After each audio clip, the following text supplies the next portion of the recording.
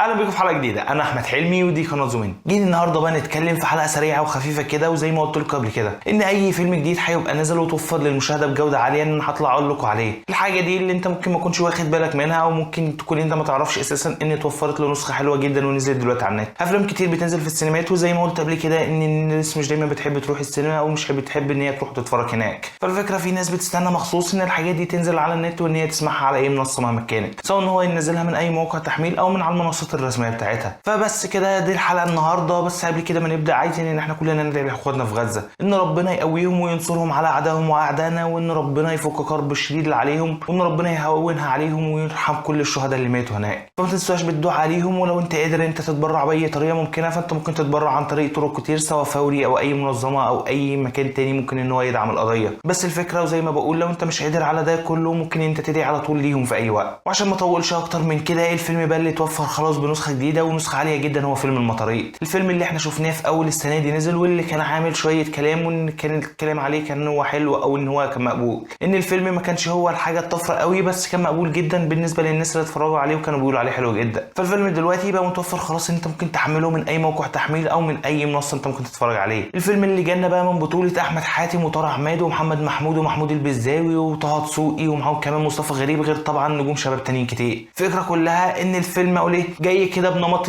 الرياضي الكوميدي، بس الحاجه اللي احنا كنا متفقين فيها. واللي فاجئني اكتر واكتر ان الفيلم اشار لفيلم 4-2-4 القديم اللي كان فيه يونس شلبي ومعاه كمان سمير غانم، غير طبعا نجوم تانيين كتير في وقتها. الفيلم اللي احنا كنا عارفينه ان هو كوميدي جدا، وان هو كان حاجه قديمه جدا، وان الناس يعني اقول ايه ان انت اكيد اول ما بتشوف فيلم 4-2-4 التلفزيون دايما بتسيبه وان انت دايما بتشوفه. فالفيلم بقى كمل على الموضوع ده وعمل فعلا اللي هو التقديمه المناسبه للفيلم عن طريق الفيلم القديم، ان هو عمل ان هو ابن يونس شلبي وان هو ورث النادي عن ابوه. هو بالظبط كده الفيلم والريتم بتاعه ماشي. الحاجه دي اللي فكرتنا بحاجات كتير كانت موجوده في الفرقه اللي فاتت او في فيلم 4-2-4. الفكره كلها وانتوا زي ما انتم متوقعين، طالما هو اشار لفيلم 4-2-4 فالاحداث هتمشي بالظبط. الفكره بقى كلها ان احنا بنشوف ان هو بيورث النادي من ابوه، اللي فجاه بقى بيبقى مطلوب منه ان هو يخلي النادي ده انه يفضل في دوري الدرجه الاولى، وان هو ما يقعش للدوري المظالم، عشان بعد كده ان الحاجه دي هتوقع النادي وان هو مش هيقدر ان هو يبيعه. الحاجه دي اللي هتخلي عنده دافع ان هو يدور على حاجه من دي. وزي ما كان في مستر حلواني زمان، دلوقتي في المره دي البنت اللي هي موجوده معاه طارق عماد ان هي اللي هتساعده. الفكره بقى كلها هي هتساعده ازاي، وايه اللي هيوصله، وازاي هيجمعوا الفرقه دي. واللي زي ما شفنا برضو في فيلم 4-2-4 كل واحد هيبقى جاي من كاتيجوري مختلف او من شكل مختلف. الحاجه دي اللي هتبقى جايه لنا كده بشكل مختلف، والشكل الكوميديا فيها جميل جدا. مش هقول ان دايما كل الناس كوميديه، بس في حاجات كده حلوه في النص ان انت هتشوفها، زي طه دسوقي، زي محمود الليثي اللي انا نسيت اقول عليه ان هو معانا في العمل. الفكره كلها ان انت هتشوف كده لقطات كوميديه من الناس، هتشوف حاجات كده ممكن تحس منهم حاجات احسن.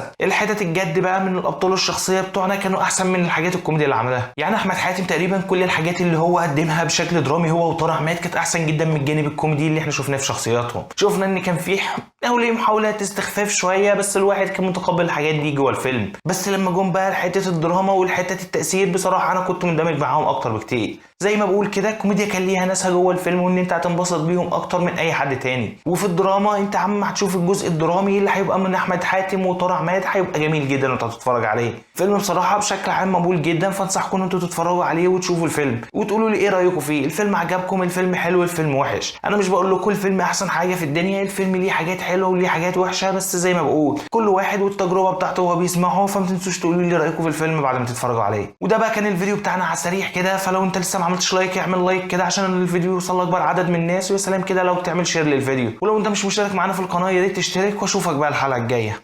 سلام.